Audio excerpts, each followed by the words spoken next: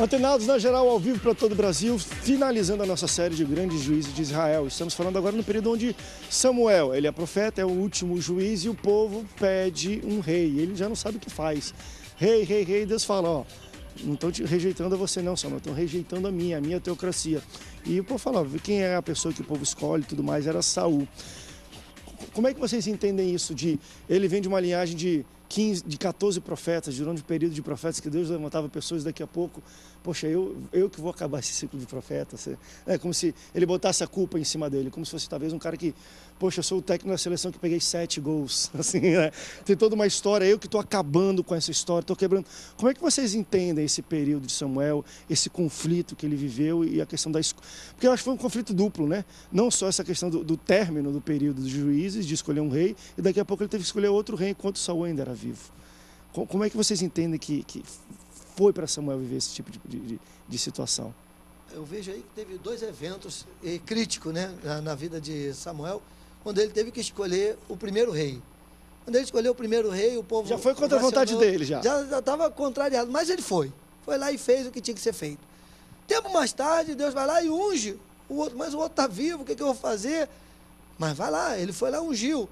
E veio com esses 2 eventos na vida dele, conturbado, porque imagine ele sabendo, Saul agora, sabendo que ele ungiu outro rei, ele correu o risco de morte ali, né? De morrer, porque o rei... na espada o negócio. Mandava arranca a cabeça desse camarada, tá querendo me tirar do trono? Que negócio é esse? E Saul estava perturbado. E o próprio Deus falou, ô Samuel, eu já rejeitei Saul. Até quando você vai ficar com pena de Saul? Eu já rejeitei ele. O meu rei agora tá ali, é Davi. Então, meu irmão, nós temos que olhar pelo conflito, até dentro das nossas igrejas, nós passamos por isso, para colocar alguém numa posição, encontramos crítica, encontramos dificuldade para poder, você não faz, mas não deixa o outro fazer, é muito problema. Isso também aconteceu lá, ó, o rei não está fazendo, então vamos colocar um que faça. E o povo estava clamando por isso. E Deus estava ouvindo, Deus falando, ó, eu estou aqui, eu estou mandando, mas o Samuel ainda está resistindo, mas desde que eu vou mandar o recado, e mandava o recado, e a resposta vinha, mas às vezes o homem resiste um pouco também. Passou milhares de anos e acho que o povo até hoje não sabe escolher os seus líderes. Eita, fala, Senhor Jeová. Hoje. Tocou na ferida. Até hoje continua escolhendo os Saús, continua escolhendo aí os reis. Eu costumo dizer que cada povo tem um rei que merece. Perfeito. Tem um governo. Eu vou fazer uma defesa. Não uma defesa. Eleitor tem um presidente. Vou fazer uma analogia. Por exemplo, o Iraque, na época do Saddam Hussein, claro, não sou a favor do Saddam Hussein. Mas vamos falar a nível de governo, de funcionamento do governo. Na época de Saddam Hussein, aquele negócio lá funcionava. Porque o povo era tão rebelde que o Iraque era na base da granada. O cara, meu irmão, tu não obedeceu, segura essa granada aqui e explodiu o cara. Claro, eu não estou fazendo apologia a essa violência. Mas na época de Saddam Hussein, aquelas etnias que tinha lá, que aquilo é um troço de doido. O que está acontecendo hoje no Iraque, na época de Saddam Hussein, não acontecia. Ah, pastor, o senhor é a favor que continuasse aquela ditadura de Saddam? Não, mas com o Saddam Hussein, o Iraque funcionava. Com o Saddam Hussein, o Iraque tinha uma vida, entre aspas, normal. Hoje em dia, cada um quer mandar. Então, aquele povo lá não está preparado para a democracia. Não adianta você querer colocar democracia no Estado Islâmico, que eles não querem democracia. Ali eles querem acabar um destruir o outro. Quantas pessoas estão matando ali no sul do Iraque? Quantas crianças estão sendo mortas? Os Estados Unidos saiu, as forças de paz da ONU saíram. O que aconteceu? Virou uma guerra civil. Então, é igual Deus. Como é que Deus conduziu o povo no Velho Testamento? Com mão forte. A democracia, a graça é para aqueles que estão condizentes com ela. Quando a pessoa não quer obedecer, aí, meu irmão, tem que ser mão forte, tem que ser a espada. Então, eu entendo que até hoje o povo não sabe escolher os seus líderes. Até hoje o povo tem um governo que merece. O povo, a tal ponto, na época da ditadura não se podia votar, nós não tínhamos direito de escolha. Amém, a democracia veio, eu sou um democrata, sou a favor da democracia, mas ser democrata para eleger pessoas segundo conveniência, pessoas que não têm nenhum perfil político, com todo respeito ao Tiririca, 1 milhão de votos, isso aí lá fora, nos Estados Unidos, chega a ser piada. Um palhaço teve 1 milhão de votos. Então, eu costumo dizer que o povo ainda não está sabendo usar essa ferramenta com seriedade. Então, na mesma época de Samuel também, o que aconteceu, o povo queria porque queria um rei. Deus falou, eu sou o rei de vocês. Samuel ficou em crise existencial. Poxa, Senhor, o povo me rejeitou. Não rejeitou a você, rejeitou a mim. Aí, vamos levantar um rei. Vamos escolher quem? Unido a Saul. Levantou Saul, uma desgraça. eu acho interessante uma questão também, quando o André perguntou como é que Samuel se sentiu. Será que se sentiu frustrado? E aí eu posso acreditar que em algum momento ele possa ter sentido, ter tido esse sentimento, porque a Bíblia vai falar que os filhos de Samuel também não eram bons, certo? Os filhos de Samuel também não andavam, e o André mesmo, né, pastor? Você tinha falado que... Joel e Abias, que eu tinha falado Abidias, é Abias, o filho de Samuel. E era comum passar, os juízes, né, os filhos iam passando, iam se tornando também juízes e aquela coisa. E então, vamos colocar assim, será que o povo olhou e falou assim, você citou, Samuel já está ficando velho. Quem vai ficar no lugar? Os filhos? Ih, amigo, você lembra de Eli? Lembra de Hofni e Finéias? Vai ser assim, ó, nesse nível, daí para baixo. Vamos pedir um rei. Exemplo, vamos imaginar. Não, mas eu acho que isso foi também Foi uma das também, causas, foi claro. também. Vamos Por que não? traz um rei aí. E aí ele entrou em crise. Será que ele não imaginou? Eu vacilei como Eli.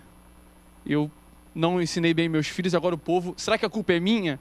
Será que após de mim veriam os meus filhos se eu não tivesse um cuidado mais especial com eles? Pode ser. Então, assim, eu penso que é uma questão a ser analisada também, já que é um debate teológico, né? São uma série de pensamentos que a gente vai formar, e vem formando. É claro que a Bíblia não enfatiza nenhuma dessas coisas. E o pastor Silas estava comentando com relação a essa questão política, da mão forte e essa coisa toda. A Bíblia vai falar que Saul, ele... fora Saul, os outros homens que eram considerados altos vinham ao ombro dele. Então o povo olhou Saul e é o líder que a gente quer, né? Vai estar acima do normal. Esse tem cara de rei. Isso, acima da média. Já que era uma época, um momento que havia muitas guerras, né? Pô, imagina, se o rei está à frente, é um homem dessa grandeza, imagina todo o seu exército, imagina toda a sua glória, imagina todo o seu reinado. E olha que interessante, eu acho que Deus é fantástico nessa questão de criar os paradoxos na cabeça. Quando foi então a primeira oportunidade de ter um rei, Deus falou, então escolham aí. A galera escolheu quem é o mais alto, quem é o mais forte, quem é que mais parece um rei. Aí logo depois Deus fala, deixa eu escolher o meu agora. E é interessante que o próprio Samuel ficou enganado. Calma aí, não, calma aí. O próprio pai...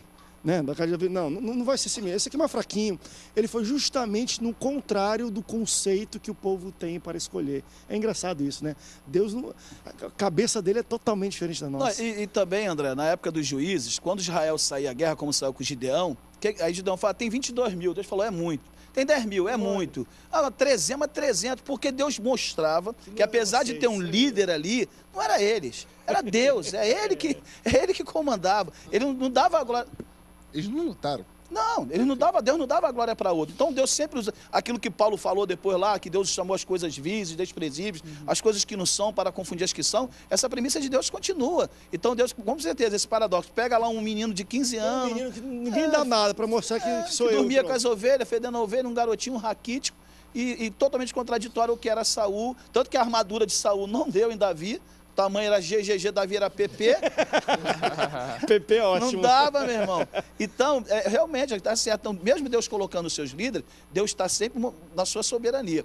E por falar um pouquinho da política do momento atual do Brasil, eu quero também falar um pouquinho que eu estou vendo muitas profecias. Houve profecias acerca de Marina ser a presidenta nesse pleito. A gente até discutiu isso aqui num debate aqui, e eu falei, pessoal, vamos com calma, vamos ter mais de seriedade. Esse negócio de república evangélica, eu não sou a favor de república evangélica. O candidato ele pode ser católico, ele pode ser ateu, ele pode ser o que ele for. Ele vai resolver o problema. Claro, ele tem que ser um governante para todos. Então nós não queremos uma república evangélica. Eu estou vendo alguns pastores, algumas pessoas que profetizando.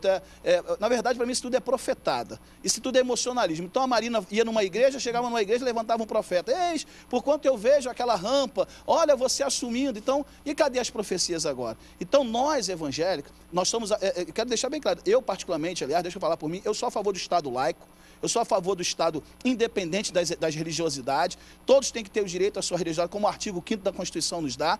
E falando de governo, vamos acabar com esse negócio de achar que o Brasil hoje é a Terra Santa, que Deus hoje vai levantar um Messias no Brasil para conduzir ao Planalto e mudar a história do Brasil. Deus é Deus de todo o universo. O Salmo 24 diz que o Senhor é o dono do mundo, da terra, dos seus habitantes, da plenitude de tudo. Então, eu entendo que nós temos que orar pelos governantes, nós temos que escolher os melhores, mas não podemos espiritualizar aquilo que é um aspecto político. Nós temos que orar, interceder, sim, escolher os melhores, mas não achar que Deus agora vai levantar um que vai chegar lá como Messias, como libertador, para criar uma república evangélica. Irmão, primeiro que nós estamos aqui só de passagem.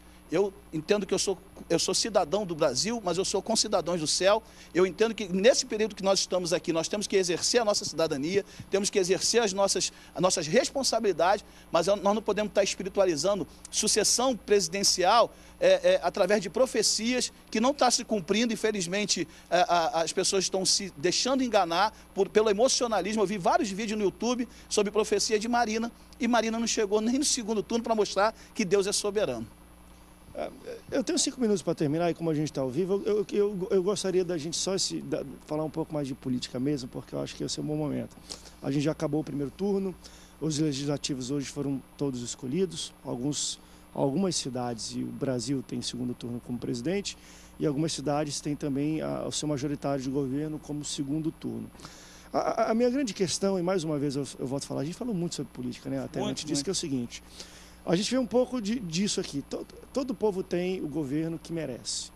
Não adianta a gente ficar não presta. Chega na época de eleição, a gente não está nem aí para quem a gente vai escolher. Eu conheço uma maior galera, amigo, que fala mal pra caramba de política. E no dia ligou: André, quem é que vai votar aqui? Eu não conheço ninguém, eu quero votar em alguém. Então, assim, vai continuar falando mal. Se a gente não tentar se informar.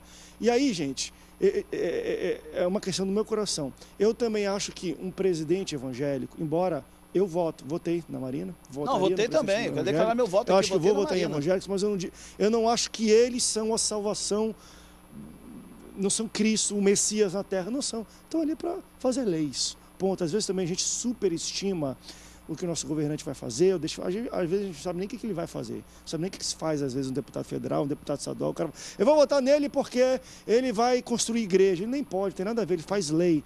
Então a gente não tem muita noção da participação de fato, né? da execução e do cargo que uma pessoa faz. E a gente tem uma tendência de falar mal, né? Não presta, tudo é corrupto. E se a gente de fato não souber nem quem a gente vota, o que ele faz, para onde vem, para onde é que vai continuar assim mesmo. É isso aí, André. Sabe o que acontece?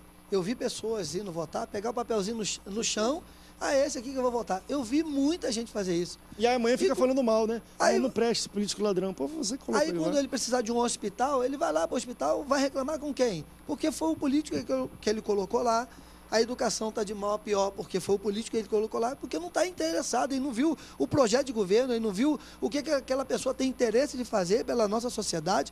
Então cria-se uma política de qualquer jeito, porque se vota de qualquer jeito, né? Mas uma coisa nós devemos observar, que a Bíblia diz que quando o povo de Deus reina, todo o povo é feliz. Nós precisamos sim pensar que é possível mudança, desde que nós viemos colocar pessoas sérias lá dentro.